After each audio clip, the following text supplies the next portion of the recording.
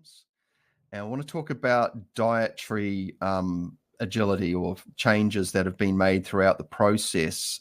Because as the body becomes more sensitive through the training, you may find that things that you used to do or eat or drink, whatever, they're not cool anymore. They're not helping. And, for myself, I have explored different diets. I'm largely vegan. But as I get more into the Kabbalah training and the wanting to generate more vital force, I'm finding that I'm having to eat more, and that's actually becoming inconvenient.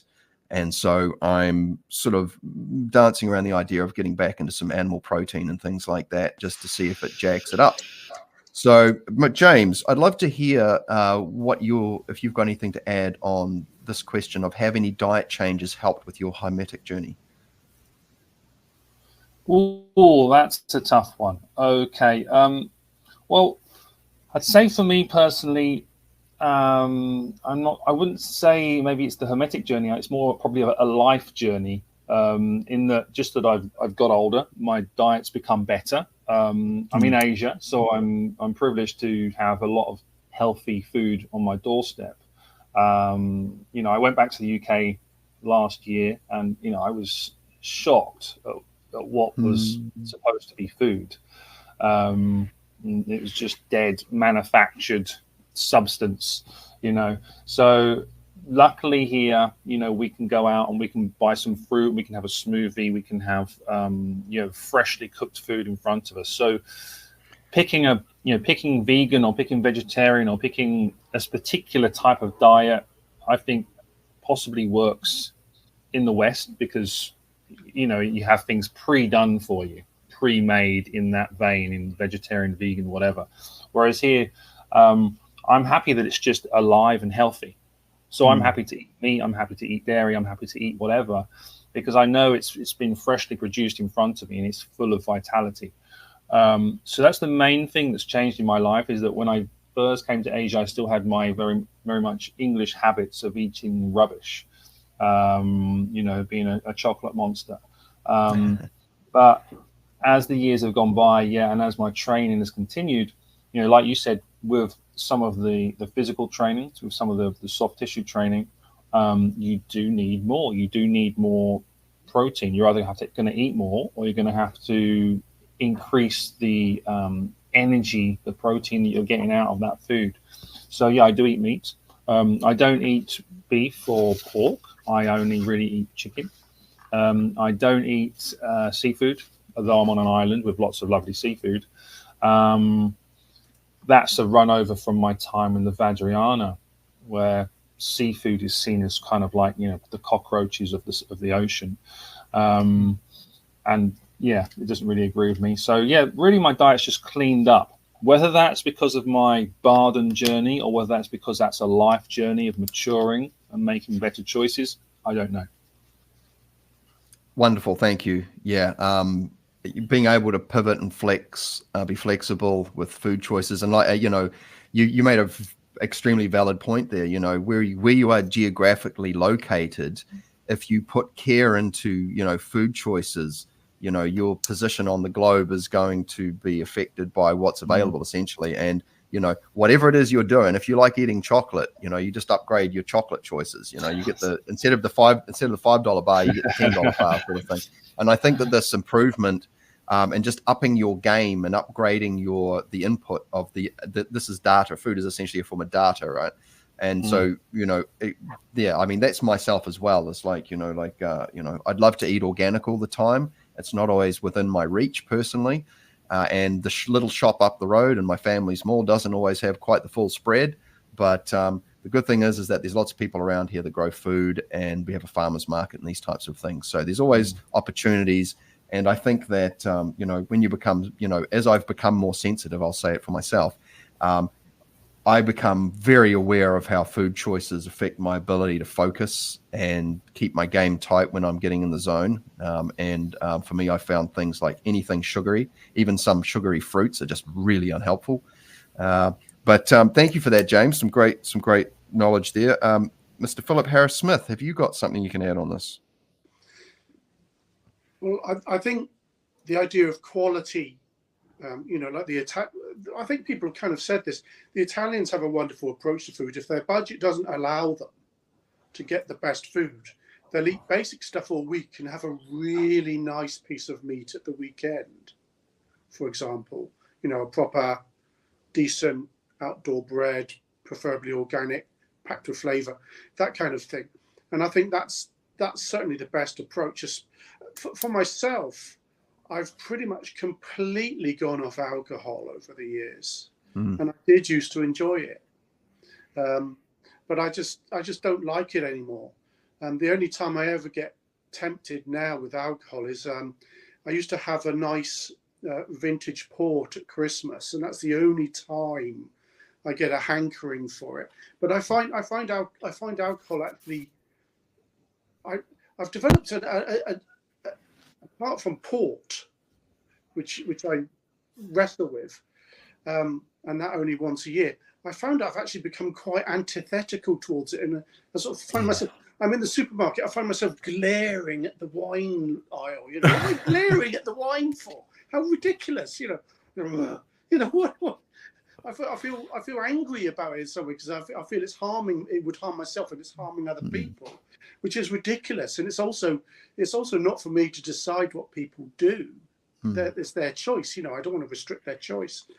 So yeah, eating good quality food, preferably organic. If you can't afford it, then save up to have it rarely and just have much more basic stuff, even plant protein and stuff the rest of the week. As I say, as the Italians do, even that I take a leaf out of their book when it comes to food, really. And just make sure you've got a balanced diet, fresh veggies, that kind of thing. As Bardon pretty much says this, fresh vegetables, good quality food, don't shy off meats. You can be vegetarian sometimes if you want for magical reasons, and that will leave the body well stocked with fluids, I think he says, and I'd agree with that. I'd agree that that's true, but I think James is right about the junk food. It's in abundance here in the UK. You do have to, there's like one small area in the supermarket for the organic spring onions or the. I sort of like literally skip towards the chicken aisle if they've got an organic chicken. It costs about twice as much, but I'm prepared to miss out for the rest of the week so that I can have that organic chicken. I'm prepared to just stick with noodles and tofu or whatever. Not every day, but I'm prepared to economize on other meals just so I can have instead of the battery hen next to it. And they the other thing is they fly off the shelves in the UK as well. I don't know why they don't offer them more. There's, like I say, when I go to the supermarket, if I see an organic chicken or organic beef joint or whatever, I'll grab it because even if I'm not sure the budget can quite meet it that week, because I know it won't be there when I go back. Someone else will have got it. And I just stash it in the freezer and stuff like that. Yeah, so Bardon's advice on diet, I definitely go with, and I have completely gone off alcohol. It's like smokers become. I've never really smoked. I did smoked shisha in the Arabian Peninsula for a while, but I didn't really take to it. But yeah, how smokers become fanatical anti-smokers once they find the habit. There's this wild look in their eyes. Do you smoke? It's kind of. Me with alcohol, I try to sort of keep a lid on it and try not get too fanatical. It's not like I drank a lot. It's just I used to enjoy it occasionally, and but I see it as something that held me back. That's maybe why I see it as something I wasted time over. But anyway, I'm perhaps getting a little too discursive. Please move on to someone else, Phil. No, thank you, brother. And you're right. And thank you for bringing up the topic of alcohol. And, I back in my day as a performing musician, that whole industry, man, I tell you what, I drank my share, your share, and everyone else's share in a short pack at a time. And I've had to do a lot of healing and recovery. Most of the regrets that I have in my life, arose from when I was under the influence of alcohol, Ah, personally. And, there's a lot of relationships that I would have liked to maintain that maybe aren't around today because of my relationship with that. But it certainly was a good learning tool. But nowadays, I just have no interest in it. And that's fine. People can if they wish, but it's not a good timer. When you're on stage and you're watching a group of people degenerate to sort of like watch them have questionably moral judgment type decisions over a long period of time, I just found it just put me off. But as far as training goes, I don't find any usefulness for training, and it doesn't make me feel good, and it feels, I don't know, I'm too sensitive nowadays. But thank you for bringing that up. Now, Victoria, have any diet changes helped with your Hermetic journey? I've had a lot of different diets throughout my life. I've been vegetarian for several years. I've been pescatarian for several years. Currently, I eat meat, but I don't eat pork for over 8 years. sorry, what's pescatarian? So you'll eat seafood, but not land animals. I So it's got you. basically vegetarian with seafood. When I was 19, I lived with a Gurdjieff community, and it was all raw food. And it was very difficult to stick with, but I had to because that's all that they provided there. But that was incredibly transformative because my taste buds and my sense of smell felt like I was experiencing them for the first time in my life, because all of the processed foods and the extra ingredients weren't dulling things down. That was pretty neat. And I want to do that again at some point in this life. But I'll be frank, I enjoy carbs. I can eat a large pizza by myself. I like beer on occasion, but I also find, especially as I work more with higher vibrational frequencies, that the more I eat nutritious, well-rounded food that's nourishing, the more I am in an ideal vital state. Too much heavy foods. If I have, a beer the next night, I'll probably feel it in my body. And when you do energy work, you realize, and this is something I've been really observing the past year, the more I eat really nutritious food, the better my vessel is every day on a vitality level. And that also has a feedback into your astral body and your mental body for your training. So I would say focus on, healthy, well-balanced food, but I'll also be a bad example here. I enjoy pizza and pasta and a beer on occasion, and I'm able to continue my practice, but I actually realize my practice does a lot better when I'm eating healthier. Yeah, wonderful. And yeah, I must say, I enjoy something fizzy, something, carbonated. And I don't like soft drinks, and don't like beer, but I've managed to find a kombucha that I like, and that's sort of holding me over. But yeah, finding things that work. When I switched to vegetarian, vegan sort of thing, I found that I had to replace some of my favorite things. And I think personally, I found food to be a really good journey because I was lazy as just a blokey meat eater back in the day. Big piece of meat and some veggies, yeah, whatever. Now it's like I go to the veggie store. I've got a big range of new toys to play with. I don't know. I think I really enjoy the eating process and giving myself restrictions to see how that food affects me too. Like Mark Rasmus talks about the mono meal and just eating the same thing and getting really used to that and just getting really familiar with ingredients. Simply, I broke my meal right down to nothing. And then I built it from there. As a Reiki teacher, there's certain things you don't want to eat. If you're in a small room with someone, you don't want to have bodily gas, basically. And so you make food choices that are complementary to your practice. I'm just being very blunt here because I basically modeled my meal around things that were friendly to my internal ecosystem. Now, Mr. Dinesh Kumar, you do a bit of travel, and I have no doubt that you've got something to add on the food conversation here. So if you would, please. Yeah, well, while traveling, it's very difficult to stick to any sort of diet. Like right now, I'm living off charcoal chicken. That's all they have here in the Philippines. But in terms of diet, what I would recommend is you got to look at, if you're a practitioner, you got to look at what diet is optimal for my practice. And so I've played around with this. So the diet that I always go back to is a carnivore diet, and predominantly just beef. And this worked really well for me. And I stuck to it for a year because it worked so well. And I tried a vegetarian diet. So this is the difference that I found, but it's a very subjective thing. Everyone's quite different, and you have to kind of trial and error a few things and see what works for you. But this is what's worked for me. So when I did vegetarian, what I noticed was there was an increase in vitality.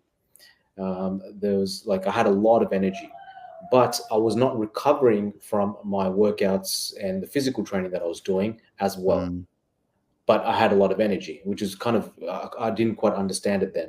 And then when I was doing the carnivore diet, I was working out more and recovering much faster. So that was very interesting. But the other thing that I noticed with the carnivore diet is the mental clarity and the mental stillness that I noticed. So for myself, the most conducive diet is the carnivore diet.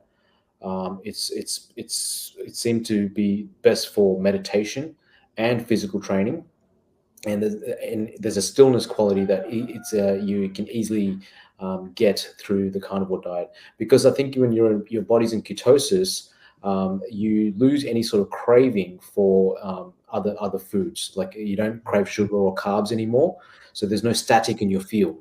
Whereas when I was doing vegetarian, when I was still incorporating carbs and sugars and stuff, there was too much static in my field. So to get into akasha and stuff, it was a bit more difficult because you need that quietude to get into the depth of akasha. So for myself, I find the carnivore diet seems to be the best, and my body heals a lot quicker, and my mental clarity and sharpness is a lot easier. And I don't have to deal with cravings. Like with the carnivore, it's a nuisance. When you have cravings of this and that, like you have a couple of steaks and then you're good to go for hours. You don't think about food at all. And there's this feeling of I'm satiated, but I'm not full. When you eat like food that like carb heavy, you just like, I just want to go sleep or something. You don't get that at all with the carnivore diet. But again, this is a very subjective thing. Like I don't think they've nailed the science on diet is very, it's not. They need to do a lot more because it's way too subjective. Because when other people who've tried carnivore, it's had a complete opposite effect on them. So I don't know. So it's just, this one is a very subjective thing, and you have to trial and error a few things and see what works for you.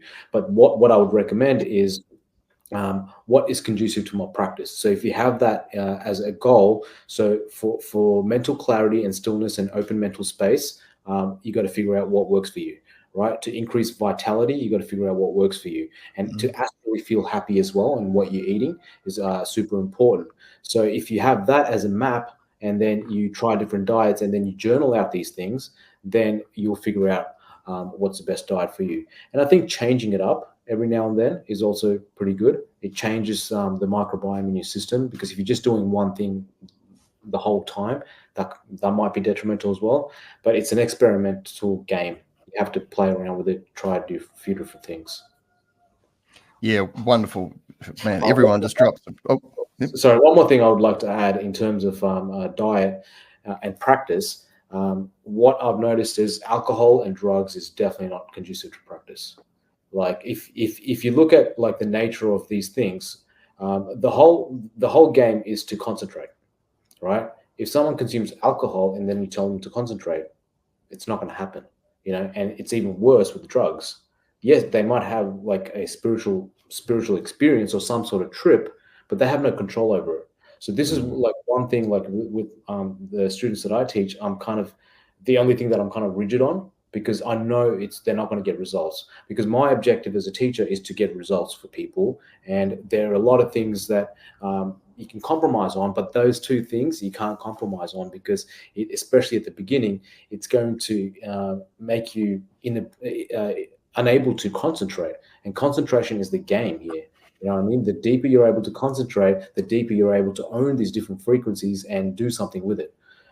So that's something. Like, have you ever had because I was a bouncer for about 5 years, so I was surrounded by drunk people, and I've never noticed any intelligence coming out of drunk people. It's a simple. It's even worse on drugs. It's like they should be in a psych ward or something. So there's objective, like you look at it like, okay, that's definitely not conducive to practice. But you look at someone who's a practicer, they're one-pointed, their body's still, their astral emotions are still, their mind is still. You can't get that with consuming alcohol and drugs. It's just, there's sometimes people debate on it, but there is no debate. It's straightforward. You know, you look at people who are drunk, they have idiotic conversations. It's as simple as that. Yeah, and these are important considerations. Oh, sorry, Victoria.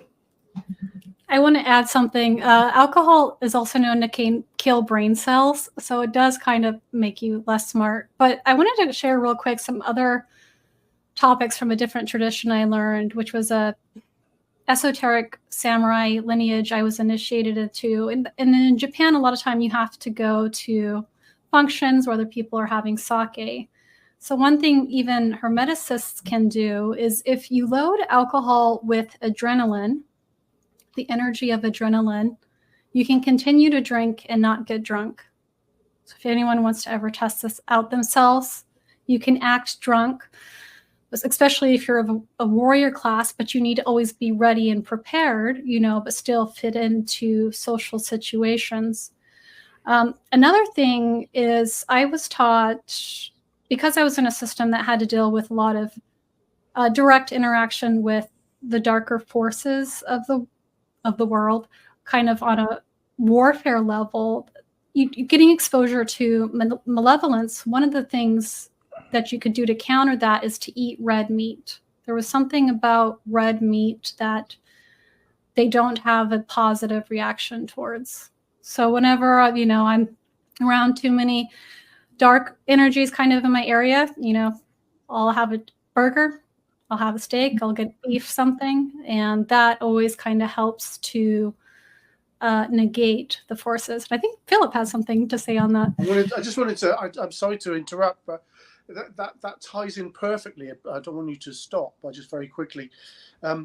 When people suffer from being fairy charmed, steak as raw as possible is the solution. Please continue. That's all I had to say. But that's neat. I've never heard that about fairy charm. That's cool. Yeah, I've heard that iron and the presence of maybe a ferrous metal acts as a kind of a repellent for some, you know, and perhaps that ties in because obviously red meat contains iron, and it's one of the most compact forms of iron to eat.